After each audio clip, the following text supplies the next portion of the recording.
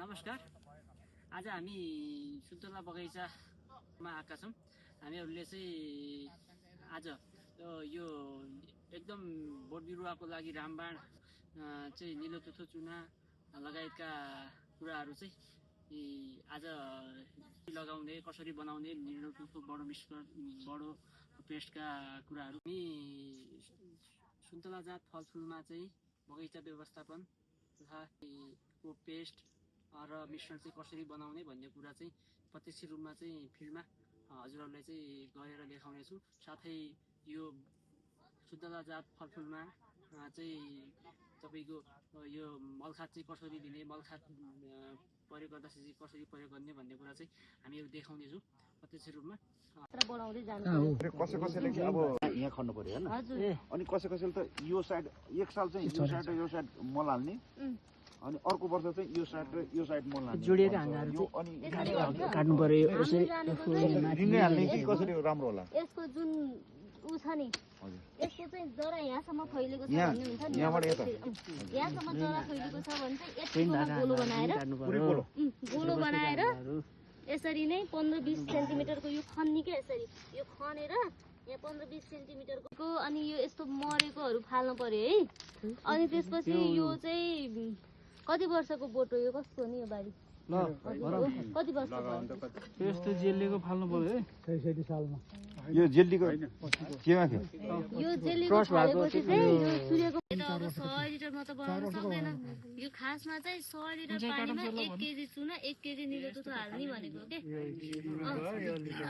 लिटरमा गयो। अनि हामीले चाहिँ यो 100 लिटर चाहिँ एउटैमा बनाउँदैन, दुईटा बाल्टीमा बनाउने भएको भएर 50 लिटरमा 1 केजी 50 लिटरमा 1 केजी हालेर पछि 100 गरेर मिसाउने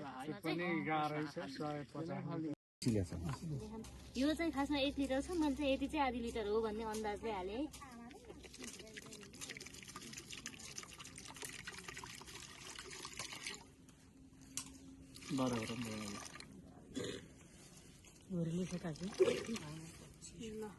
ठिक छ नि सर, त्यही अर्कोले नापेन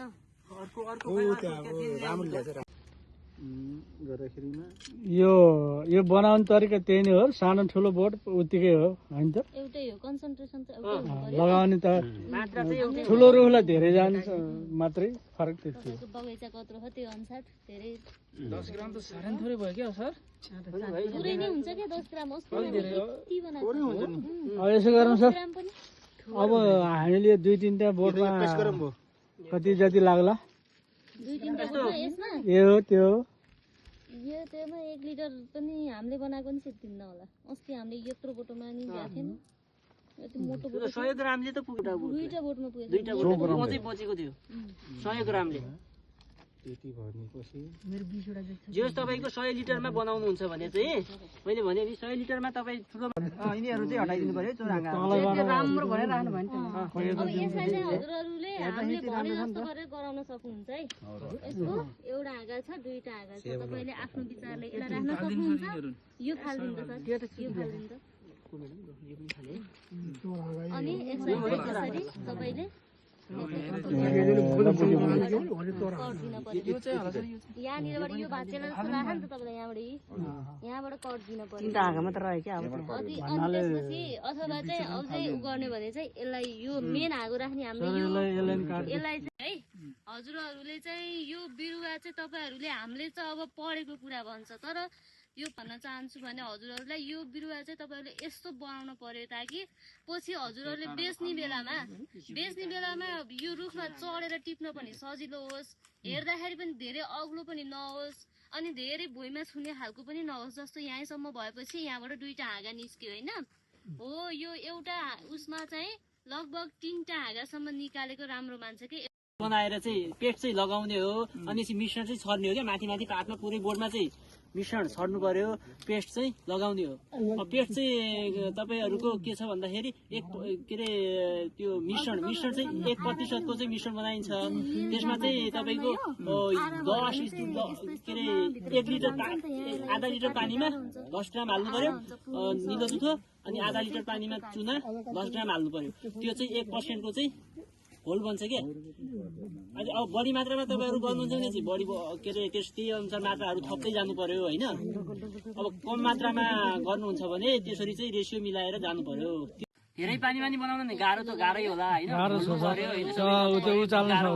अब मात्रा थोरै गरेर तपाईँहरूले बनाउ 1-1 लिटरमा बनाउनु भयो भने चाहिँ अब धेरै चाहिँ प्रयोग गर्नु पर्दैन नि त।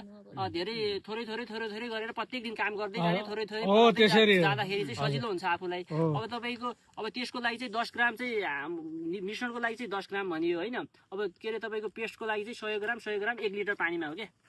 100 ग्राम निलो दुधो आधा लिटर पानीमा हाल्नु पर्यो। 100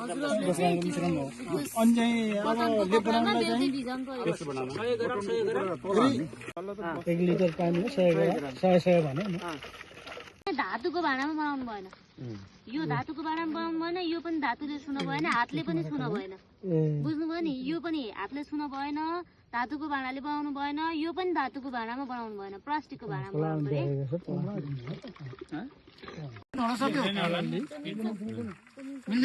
ढक्कन ठुलो होला नि त फेरि। अनि त्यही बोतलमा चाहिँ के हुन्छ र त्यो बोतलमा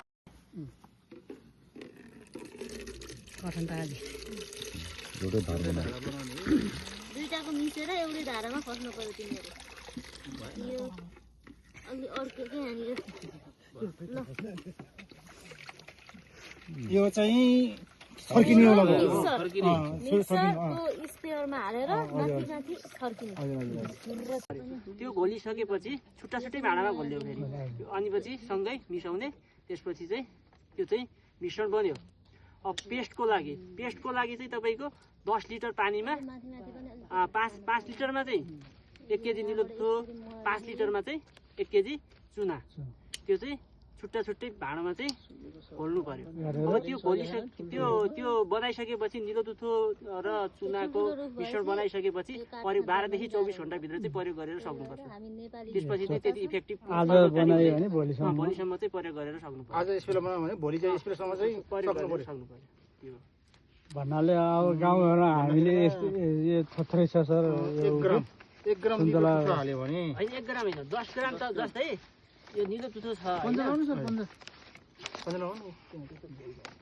10 ग्राम निलो दुधो तपाईँले आधा लिटर पानीमा हाल्नु पर्यो होइन। अनि 10 ग्राम निलो दुधो चाहिँ आधा लिटर पानीमा हाल्नु पर्यो।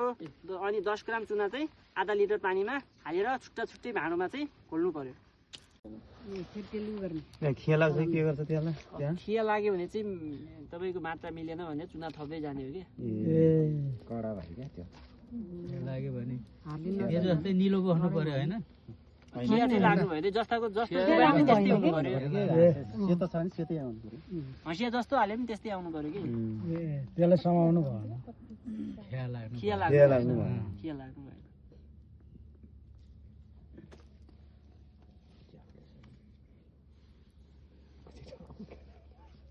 झ्यासेको चाहिँ मजाले नि झ्याउ